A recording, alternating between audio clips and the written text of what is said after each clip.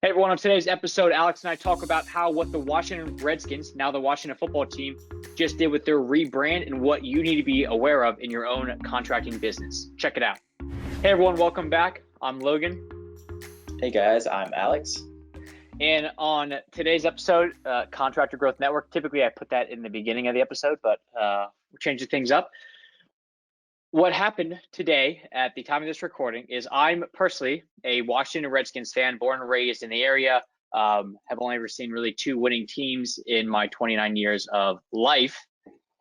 But they changed the name. They changed the name from Washington Redskins over to Washington Football Team as a placeholder while they figure out what the move going forward is. So Alex, just as a overview, to you, I mean, you're a bigger sports fan than I am.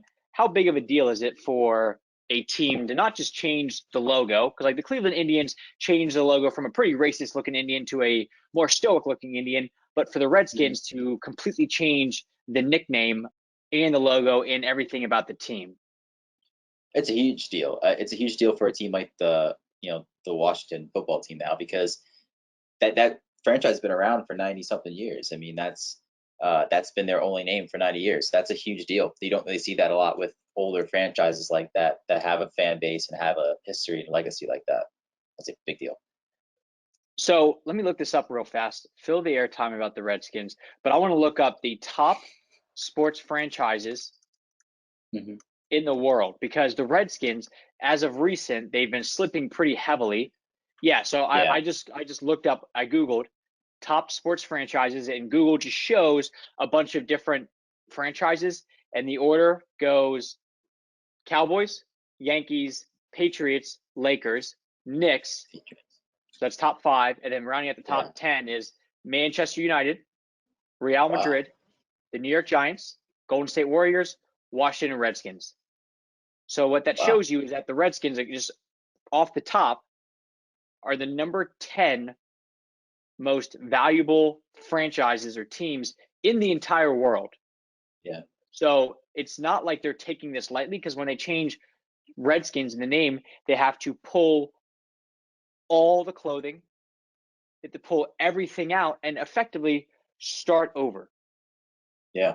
Well, that was initially the problem, was all these companies were pulling out. So it kind of forced their hand, which I think is the only way you really make change right now. It's forcing their hand. But you're right. I mean, I guess that's the underlying reason why the owner fought for the name for so long. That was a huge part of it for sure. I mean, he also grew up a Redskins fan. He grew up in the area, Dan Snyder.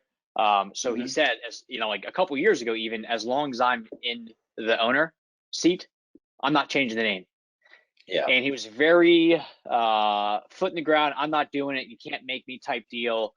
And now with, in lieu of everything going on, he's changing. And the reason that we're bringing this up is this is a conversation that I have with a lot of contracting companies, where what they say is they say things like, where they come to me and they go, Logan, like, what do you think? Like, why are we not getting leads? What's going on? And the first thing that we look at is just, what does their brand say about them? So Alex, to you, when you think of a company brand, what does brand really encompass? Like, if I said, tell me, like, the brand of this, what sorts of things would you include when you talk about the brand? When I talk about the brand, I guess from a consumer's perspective, I would think of how my customer service was with them, what kind of products do they sell, and the overall experience. I would say that cultivates when you walk into their store or you call them on the phone if it's an over the phone type of sale. Exactly. So the brand is very important because it really paints a picture. Now, what happens is with a lot of people's websites and just a lot of the marketing collateral or marketing materials that they use, they'll be doing, like $100,000 remodel, but then their yard signs are just corrugated cardboard.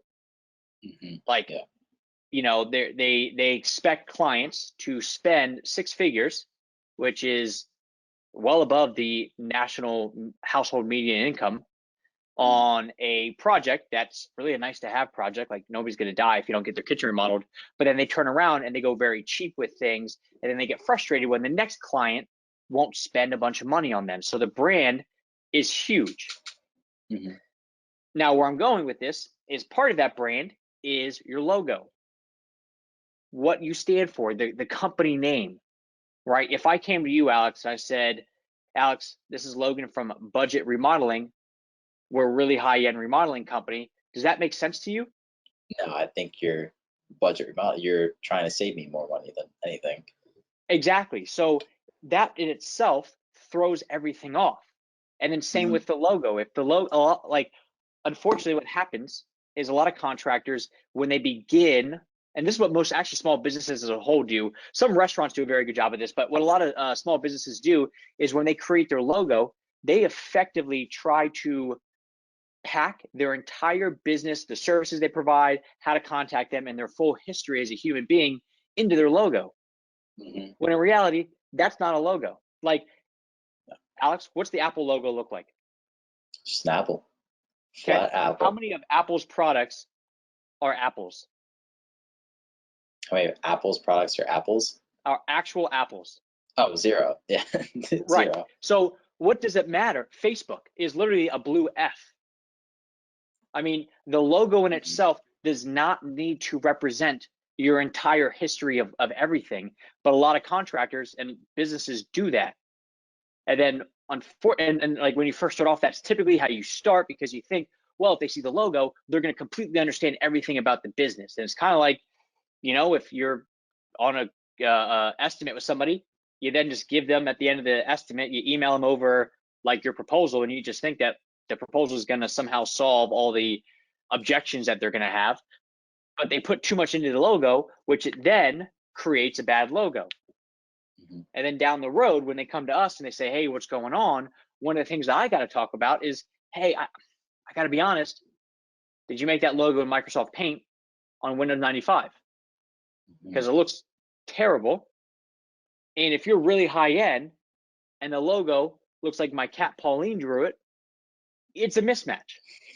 Yeah. So I then go, let's talk about that. And what they don't want to do is redo the logo, because they've already got their trucks wrapped with it. They've already got shirts with it. They don't want to spend an extra, a truck wrap's going to be a few grand. Shirts, uniforms are probably another couple grand. All in all, you're probably looking max, if you're a big operation, 20 grand. Mm-hmm. And they don't want to spend 20 grand to redo the logo, because that's been their brand. That's what everybody knows them by. But a lot of the people that come to us also have had a lot of years where stuff has not worked. So they go, well, I don't want to change all this stuff because this is who I am and this is what people recognize me as.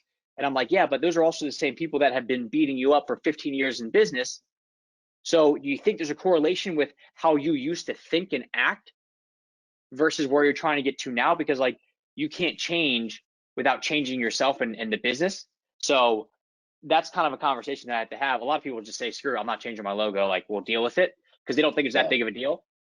It's not the end of the world, but there are a few times where people try to go high end and their logo speaks a very different, like they're trying to be like, I'm a high end builder, and they think in their head builder, they put like a hammer and a saw in their actual logo, Mm-hmm. which to me is it's okay, but like,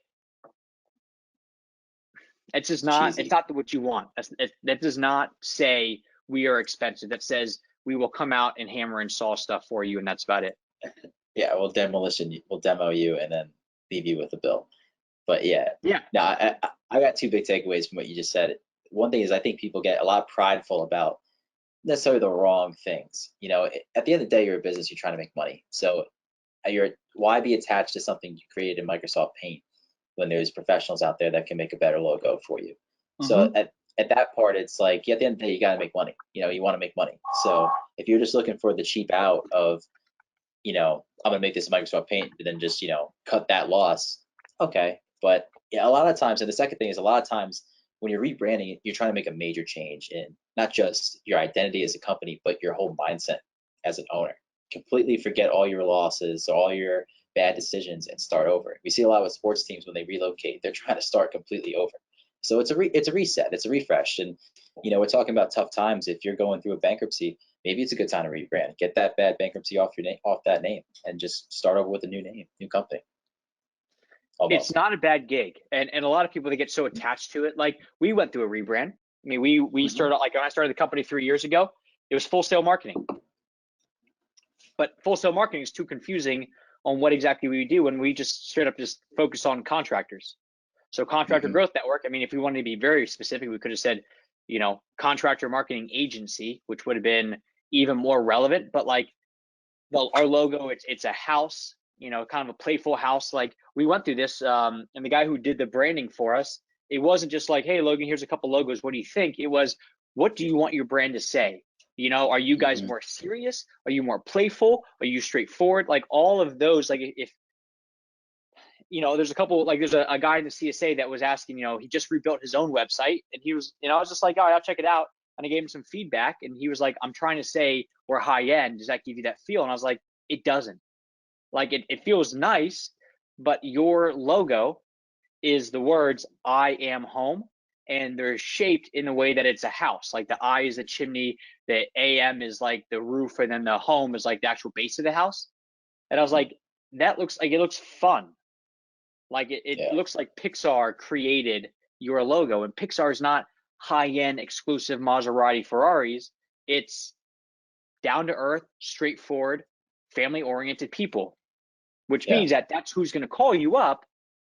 But a lot of down to earth, family-oriented people don't have $150,000 to spend on a kitchen remodel. So you just have to be very self-aware of what brand you're putting out there. Are you a remodeling company, or are you a building firm? Because those have two very different connotations. So they don't want to rebrand, but they're very frustrated with the clientele that they're attracting. And a lot of times you can just check out by how they spend their time and their money. It's very tough to expect somebody, a client, to spend a bunch of money with you when you yourself cut corners all the time, right? I think a big issue with a lot of contractors is that they can't afford their own services. And when you can't afford your own services, how can you truly empathize with your ideal client to go, well, you've got $100,000 in discretionary funds. You could spend that on a kitchen. Most contractors don't have, they don't have $100,000 sitting in the bank that they could play with just to remodel their house. So how can they truly put themselves in the shoes of the other clientele without, like, doing a bunch of role playing and practicing doing that? So it's that same mindset where if you're trying to attract higher end, but you built your logo, your brand, your everything on pennies and nickels, it's going to come across as such, and you're going to have a tough time doing that. So with that being said, should you rebrand? Should you start all over? Alex, before this, you were telling me about Bar Rescue. So what does your boy Tapper do? Yeah, Taffer, he basically, I'd say about 75% of the time he's rescuing a bar, he will change the name, change the logo. Most of the time people really don't care, but there's always those few that they're so attached to the name. They're so attached. I've been here for 20 years. I want to keep this name. And to be honest, unless it's a very historical place, it's been passed down, it's been around for, 50 years or whatever, he just tells the owner, it's what, why are you so attached to the name? It means nothing to community, it means nothing to history, there's no legacy behind it, all it is a legacy of bad decisions. So start over with a fresh company, to start with a fresh name. What do you have to lose? There's nothing. You have no attachment to that name other than you came up with it. And most of the time they agree with the switch. What are some of the problems that these bar owners do? Like what are the issues that they're facing that requires Jon Tapper to come in? Most of the time they're in hundreds of thousands of dollars of debt. It's insurmountable. They're months, weeks from closing. Mhm. They're on their last legs basically. And basically they don't even know how to run the bar properly. They don't train properly. It's a bunch of operational stuff, I think, but it's also the number one thing is there's absolutely zero customers coming into the bars. And if you keep that name, more than likely they're not really going to know it's changed. If you see a new name, you think it's new ownership, new bar, but as you as the owner, you still own the bar the same old name when it was nobody in there to the new name that when there's people in there. So what difference does it make? You're making money. It's all about making money. That's the bottom line. And it's crazy because they want to keep the old name because, like what you said exactly, you came up with it. It's yours. You owned it. We got it. But that name is associated with negativity, nobody coming in. I mean, it's like, this is going to sound really shitty, but imagine if you wanted to start your own marketing company and you named it Sandusky Marketing. Mm-hmm. Like, would you really like think like the emotion that's attached to that name is unbelievably negative. Yeah. So yeah. you know, Well, like I got a good that's an example extreme. for you. Okay, Oh, sorry, I good. Hit didn't mean me. to cut you off. But like I got there's this country all girl band. They were called the Dixie Chicks. Mm-hmm. And during this time they've actually changed their name to the Chicks. So you can continue, but that's pretty much Did right they on really what you're just saying. change it? I think it No was way. recently I saw an article. I don't listen to them, but I did hear that they changed it to the Chicks.